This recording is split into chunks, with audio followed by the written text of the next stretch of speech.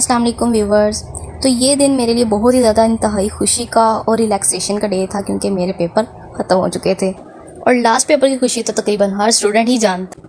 तो मेरी फ्रेंड्स का प्लान ये था कि हम पेपर के बाद थोड़ी देर स्टे करेंगे यूनिवर्सिटी एंड कुछ खाए पिएंगे और थोड़ा इन्जॉय करेंगे, बट मेरे पास इतना टाइम नहीं था क्योंकि शाम के ऑलमोस्ट 5-6 तो बज ही चुके थे।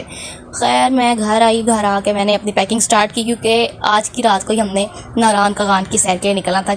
मैं आते ही फ्रेश हुई, मैंने अपनी पैकिंग स्टार्ट कर दी और साथ साथ मैंने कबाब बना लिए जो कि साथ पे हमने लेके जा रहे थे क्योंकि सफ़र रात का था और कुछ स्नैक्स वगैरह हमने घर से ही रेडी कर लिए थे। खैर बैग वगैरह पैक करने के बाद बहुत कुछ मतलब मेन इंपॉर्टेंट चीज़ें रखने के बाद तैयार हुई। तकरीबन 12 बजे हम ऑलमोस्ट रेडी थे और बस निकलने की तैयारियों में थे। इसके साथ ही साथ बस किटी को घर छोड़ के जाने का दुख भी हो रहा था कि बेचारा अकेला घर आ जाएगा। खैर कोई बात नहीं, हम निकल पड़े। रात का सफ़र था, काफ़ी इंजॉय किया, रास्ते में खाया पिया। सारा दिन की थकावट थी, पेपर था, टेंशन थी और बहुत सारे कामों के बाद मैं बहुत ज़्यादा थकी हुई थी, बल्कि रात का सफ़र भी कर चुकी थी। तो मैं तकरीबन रास्ते में बिल्कुल डाउन थी और बहुत सारी चीज़ें तो मैं कैप्चर करना ही भूल गई और एक पॉइंट पे तो बस ऐसा फील हो रहा था कि बस पता नहीं मैं आई क्यों गई हूँ। खैर लेकिन जैसे ही ना यार हम पहाड़ों में एंटर हुए हैं ना, नज़रिया ही बदल गया। थकावट तो ऐसे जैसे गायब भी हो गई और नेचुरल फिज़ाएँ, हवाएँ और मतलब जैसे बिल्कुल एक सुकून की जगह होती है ना, वो सीन मतलब शुरू हो चुका था। ये टनल्स थे बीच में और ये 2-3 टनल्स आते हैं। खैर रास्तों का तो मुझे इतना कोई पता नहीं है, लेकिन बहुत ही अमेजिंग जगह थी।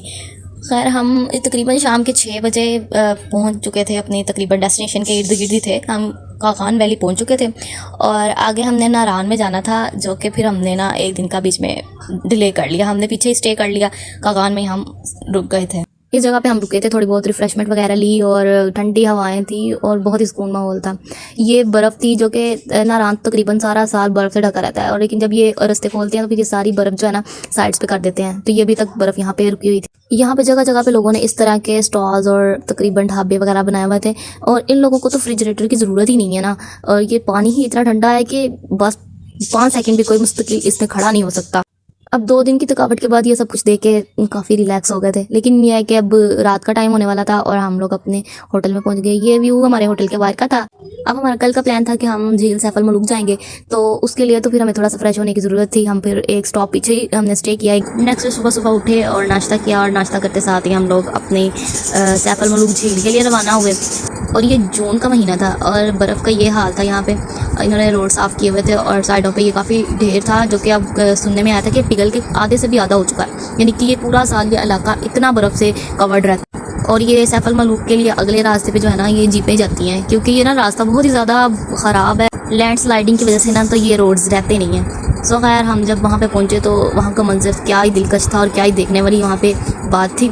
हमने यहाँ पे बहुत इंजॉय किया पूरा दिन, तकरीबन हमने 2-3 घंटे यहाँ पे इंजॉय किए और वापस जाने का तो दिल ही था। बड़ा इंजॉय किया हमने यहाँ पे, फिर हॉर्स राइडिंग की, वीडियोस बनाई, पिक्चर्स बनाई।